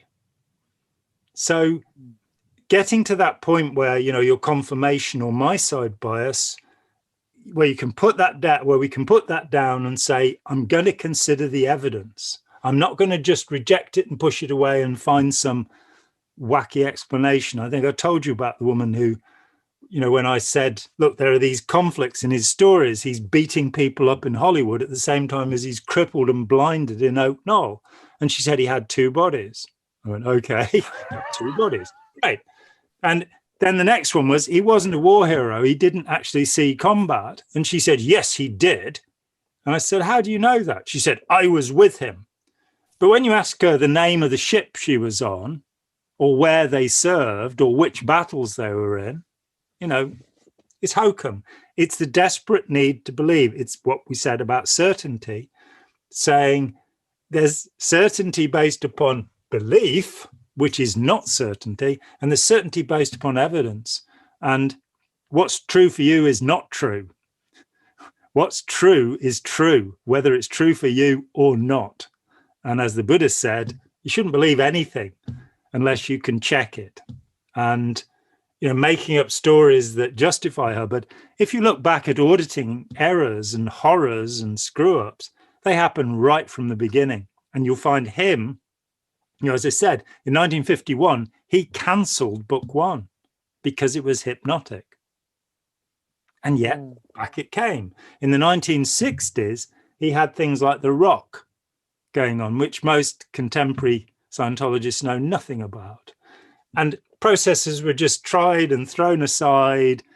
And every 6 months, he'd say, I found it. I've got it. This is the case cracker. This is the thing that will solve everything. Never did. No clears, no OTs, no releases, just wins. Can I quickly ask you one thing more? You already had one last question, but I'll give you one more. Okay. It's about something. I was reading some stuff by Alan Walter, and he talks a lot of like spiritual and metaphysical mumbo jumbo. But he seems to believe it and everything. But it seems like, you know, it's just so. I'll use the word wanky a little bit. It's like, oh, you know, this is a bit. But he mentioned something how back in the old days at St. Hill, how some people, after doing some process, maybe it was a clearing course, would have to be wheelbarrowed in back into the course room or something like that because of some side effects and stuff. What do you make of that? I mean, what do you think? Why? What the hell's going on? Like, I don't know if. Like, is it just a person sitting there imagining stuff and it's causing them problems, or like, what do you think of that? Well, you can induce just about any state of mind through guided imagination, and I'd really recommend a thorough viewing of Derren Brown's shows, particularly The Heist, Messiah, and The Push. What's this? What is this? This is about hypnotism. Derren Brown is a mentalist, hypnotist, he's demonstrated the Manchurian Candidate. He's twice had somebody shoot somebody. The Heist, he takes management trainees and who don't know who he is, and within a couple of weeks, he gets several of them to actually attack, a money van, that's going to the Bank of England with a gun. And it shows you just how much you can twist somebody's mind and how quickly it can be done. He's particularly good at it. Is it a TV show? Yeah, Derren Brown. If you look him up Brown on the internet, TV. Derren, D-E-R-R-E-N, Derren. So does he show people getting sick from just their thoughts? Well, he demonstrates faith healing and shows you what people are up to. Messiah was very good because he took on psychics in the US and he had them validate him as a psychic. So he demonstrates remote viewing and all sorts of things. And then, of course, having been validated by leading psychics, he shows how the tricks are done. And he's done amazing things. I saw him on stage about 15 years ago, and he was really quite remarkable. But he shows how the mind can be manipulated and how quickly it can be done. One of the things is false memory induction. There's a show where he convinces a guy within 5 minutes that as a child he went up in a hot air balloon. He didn't, but within 5 minutes, he's absolutely convinced. There's another show where he takes 10 minutes with a young woman who grew up in an atheist family. She's in her 30s, I think. And she's been an atheist all her life. And within 10 minutes, without ever using any kind of religious terms that you can see, he talks her into the belief in God. And so you can make profound changes in people's thinking, using subtle means. I've never heard this story about people being wheelbarrowed into a course room, in the 40-something years I've been around Scientology. And I must say, is Alan Walter still alive? No. I think he passed away around 2009. So he was saying how that when they first started doing this tech, people would come back on Monday in a horrible condition or something. And he said it numerous times. He was like, we had to rescue people and stuff. There was one process, I can't remember the name of it, which many people did say damaged them significantly. It was quite Power famous. process? Power or something like that? No, this was it's in the early 60s. Rennie Mumford talked about doing it. The name of it eludes me, but yeah, people said it really messed them up quite badly. I mean, as I've told you, I met a couple of people who reckon that OT3 had ruined their lives, who were absolutely committed Scientologists, and one of them was CS'd by Hubbard himself. And hold on a second, and you told me, I think, one person who they said that they couldn't find any body thetans, but it still messed them up or something, or what did it do? Were they so like ARC broken because they couldn't find body thetans that's why they went all stiff or something, or sad? Rigid was the word I think I used. Ridgy. That there's somebody who'd been really an ebullient and tremendously happy person as a clear. And I met her 4 years later and she was sour and stony-faced. And she didn't even believe in the body thetans, technically. But you see, everybody around her did. And the pressure on her to believe had, I think really, she felt there was something tremendously wrong with her because she was sane. Yeah. It's fascinating how people's what they think can impact them. Yeah, absolutely it is. And it can affect them for years just because they've been given some idea and they just got it stuck in their head. Yeah, for a lifetime. People, I mean, one of the saddest cases I've seen, I was on a plane to Chicago and this guy came and sat by me and he looked, quite upset. And he told me he was a carpenter. He was 38 years old. And I noticed that he had a little copy of the Gospels and a huge Bible concordance, a dictionary encyclopedia of the Bible. So I knew he was involved in something a bit odd. And sure enough, he'd been thrown out of the Jehovah's Witnesses when he was 16, 22 years before. And he'd been trying ever since to get back in. Because it was the Jehovah's Witnesses, none of his family were allowed to talk to him. None of his childhood friends could talk to him. And he'd just retreated into this terrible, sad, miserable world by being rejected. Now, of course, the group that had rejected him are a preposterous group. I'm sorry to say that to any Jehovah's Witnesses who are watching, but they believe things which are made up. They're the people who the world was going to end in 1914, 1918, 1923, 1927. It's going to happen soon. I think 2033 is the next one. They've pushed it off a bit. But I'm very happy to say that after an hour of talking with this guy, he smiled.